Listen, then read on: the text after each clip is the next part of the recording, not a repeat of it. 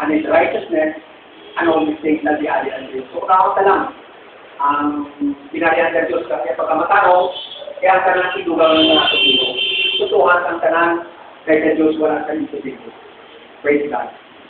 Na ito ng mga may nagkapasalaman kami, ay agaw, nagitagaan ko kami sa mga mga panahon, gintresa nga mga kami ng Diyos, sa tipong ulan, na isa tubig mga tilo, Diyos pagpaupaw ang tanong, kaya kita sa tanong ang tanong kayupan, sa pagkami ng mga tao.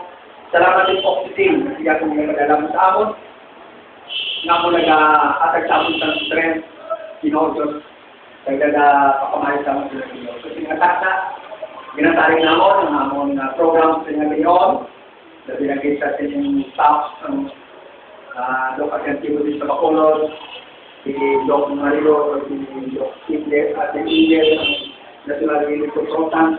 So, nakalipay kami sa mga member ng damay, nagkakalipay kami sa tinanong kami, kagsubong ang mga sita man, pray namon, sinyakin ako nagkabagi ko bilong makamayo, pagkatapos sa amon, lipaya kami, sinyakin ang kanan na bugay na naangko na namon ng tikan sa iyo din. So, tayo pinatalik din namon, pagpasalamat sa mga pinabalik namon sa gaman ko ng salita ng Kristo. Amen. Amen. So, magkano lang tayo kasi sila yung may susunod na gano'n yung si Aparel. So,